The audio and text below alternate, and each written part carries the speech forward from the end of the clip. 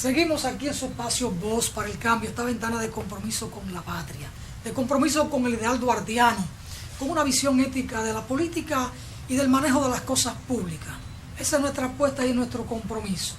Aquí con una visita muy especial, siempre que algún amigo o amiga llega del exterior y que uno siente que puede tener una buena conversación, uno trata de aprovecharlo, sin dejar de ser, digamos que oportunista en el buen sentido de la palabra, uno lo invita a conversar. Y entonces tenemos aquí la honrosa oportunidad de conversar con Hayden Carrón.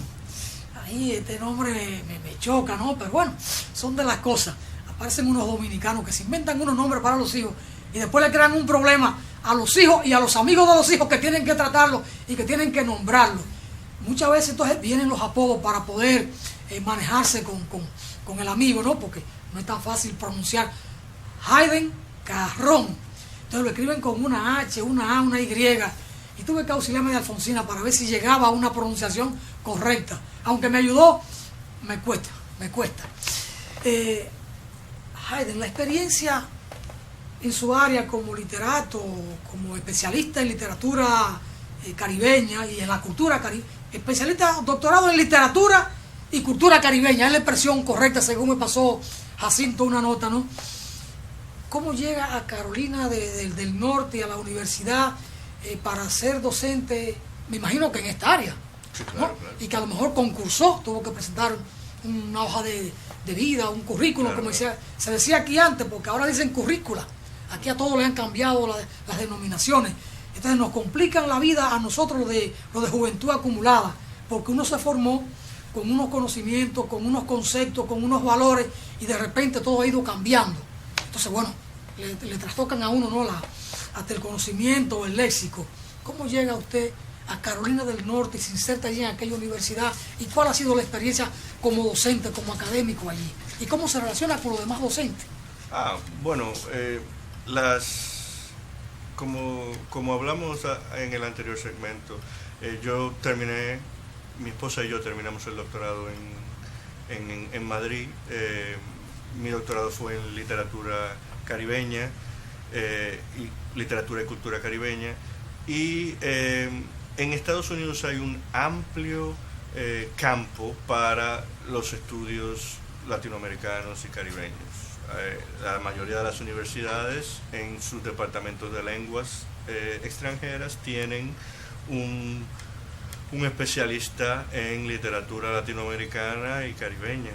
Es algo muy común en la mayoría de los programas. Generalmente tienen un hispanista y tienen un especialista en literatura latinoamericana, y a veces también tienen un especialista solo en literatura caribeña. Ese es mi caso en mi universidad. Yo soy el director del programa de estudios latinoamericanos ahora mismo, y nuestros programas los que se enfocan es a que los chicos conozcan a través de la literatura la cultura de estas zonas. Tienes que pensar que el socio comercial más importante de Estados Unidos somos nosotros, es Latinoamérica. El Caribe, con su gran diáspora, tiene una influencia muy importante en la cultura actual norteamericana. Entonces, esos son elementos que en las universidades se toman en cuenta. Y un estudiante, por ejemplo, en la Universidad de High Point, donde yo doy clases, puede estudiar negocios orientado a Latinoamérica. Y para eso, para saber qué piensan los latinoamericanos, cómo hacer negocios con los latinoamericanos, qué tipo de persuasión es importante para los latinoamericanos, cuál es la historia, todo eso necesitan estudiar lo que es nuestra cultura. Entonces ahí en esos programas es que yo me inserto, y también mi esposa, y al principio pensamos, bueno, un año, porque un año se puede vivir en cualquier lado, pero nos hemos ido adaptando y quedando, y es una situación bastante privilegiada. Yo soy profesor titular ya, eso significa que tengo la permanencia, y mi relación con los demás docentes es bastante cercana. Nosotros trabajamos cada uno con su especialidad y podemos compartir. Yo trabajo mucho con el departamento de inglés, porque ahí hay escritores, poetas. También trabajo mucho con el departamento de diplomacia, que es el que tiene relaciones internacionales. Ese departamento nosotros tenemos cursos en común y montamos experiencias para los estudiantes para que ellos puedan complementar su formación a través de aprender un idioma, a través de aprender una cultura nueva, a través de aprender la historia de otras regiones que básicamente ellos no conocen. ¿El cuerpo docente tiene otros latinos allí? Sí, y no solamente en el departamento de lenguas. Hay profesores de química que son de origen puertorriqueño, de origen mexicano. Cuando digo de origen, digo vienen de ahí. Sí. De origen mexicano. Hay profesores de negocios que son así colombianos. ¿Y la población estudiantil fundamentalmente norteamericana, nacido allí? Sí, ¿O hay estudiantes de otras latitudes, de otros países? Donde yo estoy, en Carolina del Norte, hay una variedad de universidades importantes. Yo trabajo en una universidad pequeña, se llama High Point. Es una universidad que allá está categorizada como de artes liberales. Eso es, los chicos van y estudian una carrera, pero aparte de estudiar la carrera, ellos tienen una formación, primero 2 años, una formación integral. Es decir, estudian historia, estudian religión, estudian arte, estudian un idioma, y para complementar la carrera específica que están haciendo. Ese es un modelo de universidad allí. Entonces, ese modelo es generalmente para clases pequeñas, donde hay mucha conversación, y en mi universidad no hay una gran cantidad de latinos. Hay algunos españoles en estudiantes, en estudiantados. Y lo que sí hay es muchos segunda, tercera generación latinos, eso sí hay. Pero esos ya generalmente no hablan español y no están tan conectados con la cultura latinoamericana. En las universidades del área sí. Hay que entender que en Estados Unidos ahora mismo en la escuela, estoy hablando desde primaria, en la escuela primaria, el 50% de los niños, 50% de los niños que están en la escuela primaria en todo Estados Unidos son de origen hispano. Porque la comunidad hispana es la que más está creciendo, es la que más hijos tiene. Los anglos y los afroamericanos no están teniendo muchos hijos. Entonces, la mayoría de la población joven, menor de 10 años, está de origen hispano. Entonces, en los próximos años vamos a ver una gran influencia de la cultura hispana en el mundo académico estadounidense. Por lo que vi de su conversación con Jacinto aquí el lunes pasado, usted hizo una publicación, es una novela con un título muy sugerente, Orlando, humano, ajeno. Es un título un tanto poético, quizá viene de aquella frase que siempre usó Orlando Martínez, de Terencio: soy hombre, nada humano me es ajeno. ¿A usted qué lo lleva a trabajar la figura de Orlando Martínez? Aunque lo presenta como una novela que tiene su nota de ficción, pero también hay una investigación sobre Orlando. ¿Qué motiva al señor Carrón a trabajar la figura y de alguna manera el pensamiento de Orlando?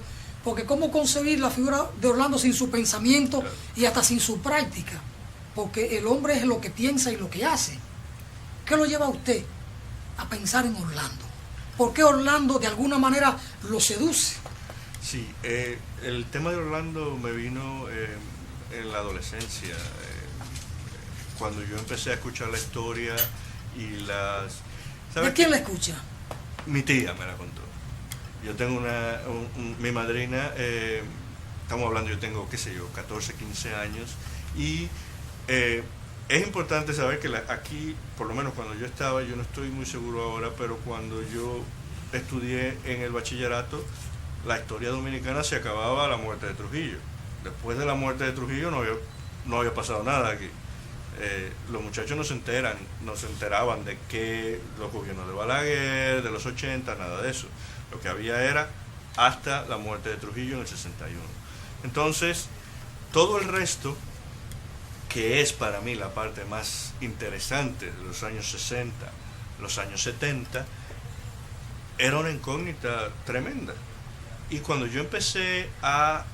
mi tía me contó la historia sobre este periodista, que lo mataron, que hacía, yo empecé a recabar un poco de información, a pedirle a personas mayores que me contaran la historia, y encontré una diversidad tremenda de posturas al respecto. Para unos era un comunista peligroso que estaba con Fidel Castro y que querían imponer el comunismo en República Dominicana. Para otros era un héroe revolucionario, una persona ética, una persona que fue lo que a mí más me impresionó cuando empecé a leer sus artículos, una persona que en una época donde eso no se podía hacer, ponía los nombres de militares, nombres de gente importante que estaban involucradas en casos de corrupción, lo ponía en el periódico, en su columna.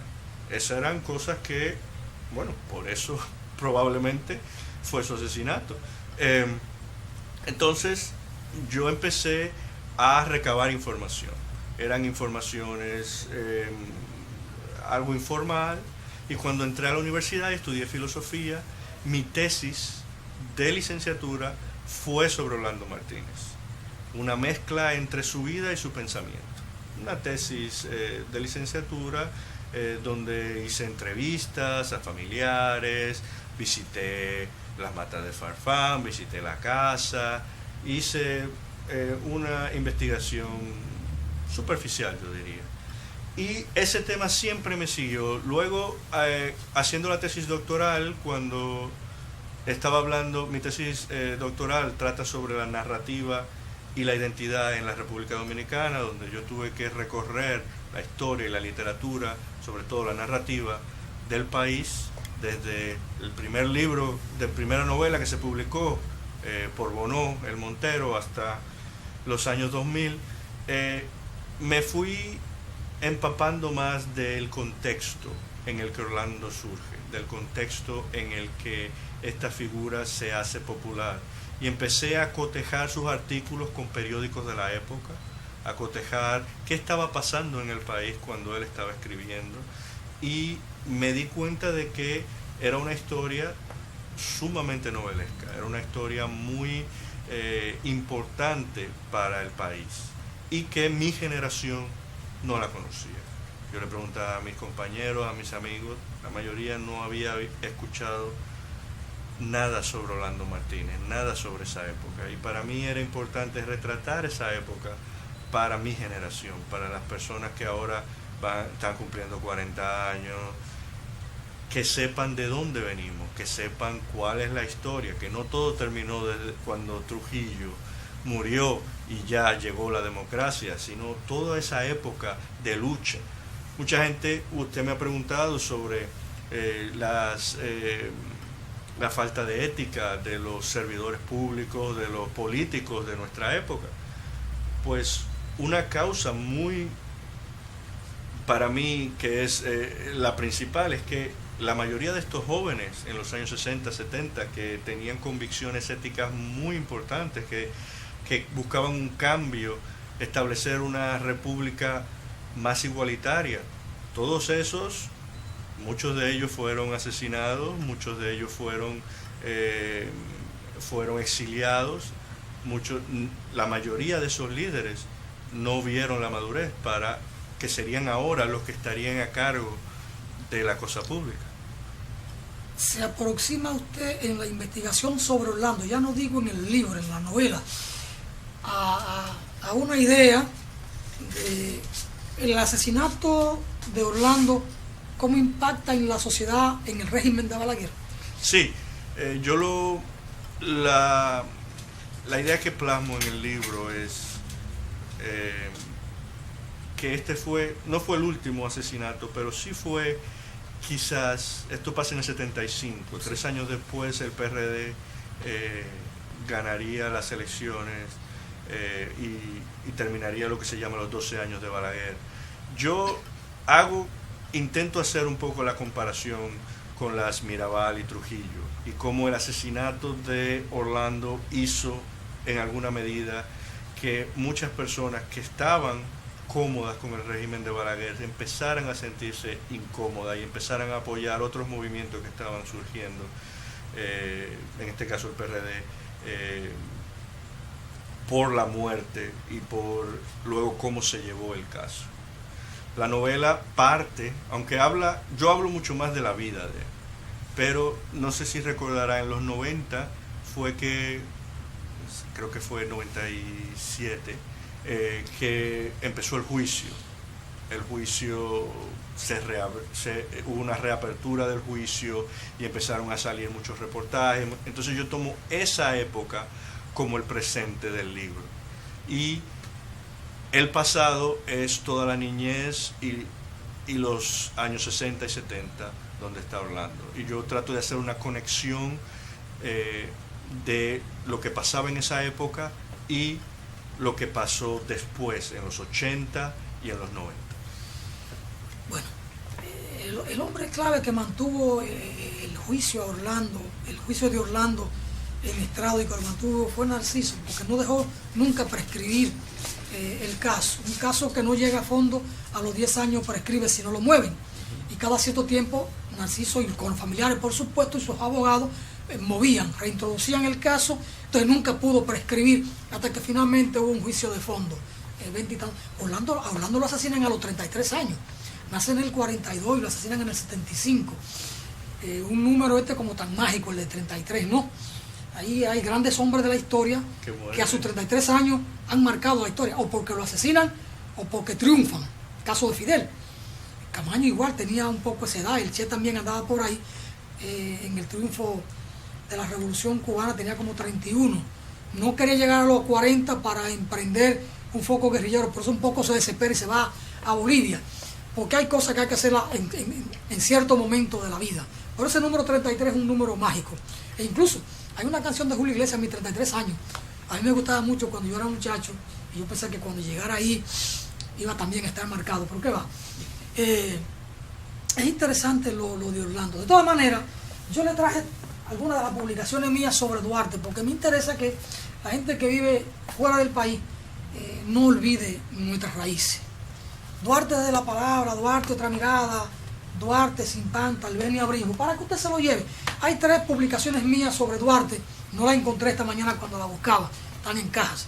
Pero si usted no se va por ahora, con Jacinto se la haremos llegar el fin de semana o principio de la próxima semana. Finalmente, Hayden Carrón, me voy aproximando al nombre. ¿Qué hay más en Hayden a partir de ahora? ¿El académico o el docente pudiera ser de alguna manera desplazado por el escritor? ¿Cómo van a convivir el escritor con el académico, con el expositor permanente en las aulas y en la investigación? Bueno, a mí me parece que son bastante complementarias, incluso por eso decidí meterme a profesor, a académico, porque me da el tiempo para la escritura y además me mantiene en contacto con mis clases, me mantiene en contacto con la literatura y la cultura de mi país, y por eso me parecen 2 actividades complementarias. Ahora yo quiero anunciar a los televidentes que mi libro Orlando, Humano y Ajeno, la primera edición se ha agotado y la semana que viene sale la segunda edición. Ha sido el libro, fue publicado el libro más vendido en República Dominicana en el mes de mayo. Entonces ahora va a salir la segunda edición, un poquito otro diseño, y para que esté disponible, estará disponible en librerías y en demás lugares donde se venden libros. Y estamos trabajando en el guión cinematográfico. Hay interés importante de productores cinematográficos de aquí del país de hacer con la novela hacer una película, un largometraje. Entonces estamos trabajando con respecto a eso. Uno supone, imagina que si usted hizo un doctorado en literatura caribeña y la cultura caribeña, estudió muy a fondo la literatura dominicana. Sí, claro. De los autores dominicanos, ¿cuál es el autor que a usted más lo marca? Lo que pasa con la literatura dominicana es que hay autores que son no solamente a mí, sino que marcan a todas las generaciones. Bosch está obviamente entre los más importantes en el cuento. Son autores que es imposible que no te abran una puerta de cómo contar. Más modernamente a mí en narrativa, porque República Dominicana tiene muchos poetas excelentes, pero no hay tantos narradores, no hay tantas personas que han escrito novelas con oficio. Entonces a mí dos escritores que sí me han marcado, Pedro Vergés con su novela Solo cenizas hallarás, a mí me ha parecido siempre esa una de las mejores novelas dominicanas. Y luego, más recientemente, Pedro Antonio Valdés, que tiene una obra novelística bastante importante. Yo me quedo con uno de sus primeros libros, que se llama Bachata del Ángel Caído, y esos son libros que de verdad muestran una forma de contar lo que es lo dominicano, que es muy importante para la identidad. Bueno, gracias al doctor Hayden Carrón por estar con nosotros aquí en Voz para el Cambio, en esta conversación diferente, en una conversación digamos que creativa, afianzada en valores y en el conocimiento, en la literatura, cosa tan importante en nuestros medios. Ojalá que usted no se vaya del país en estos días y que pueda retornar a nuestro espacio para que sigamos recreando aquí algunas conversaciones y que pudiéramos entrar entonces un poco en el reino mágico de la poesía y cuáles poetas de la República Dominicana son los que más le marcan o le atraen a usted o los que más lo mueven su simpatía, así como la gente que trabaja digamos que otro género de la literatura en la República Dominicana, y ver algunos componentes de la cultura caribeña que pudiéramos andar en este océano caribeño, Cuba, Puerto Rico, Santo Domingo y quizás un poco Haití, aunque de los cuatro pueblos estos, quizás el de Haití es el que uno menos conoce y debía ser el que uno más conociera por la cercanía geográfica, por compartir la isla, pero no siempre eso es así. Así que gracias por estar con nosotros, hermano. Un placer estar aquí. Y ojalá que usted pueda volver, si no conmigo, con Jacinto. Ojalá Que sea con los dos, si es que usted me acepta esta conversación, esta plática. Claro. Vamos a una pausa, dejamos aquí concluida esta segunda conversación con Hayden Carrón, y después de la pausa entonces Jordania Ureña y su invitado.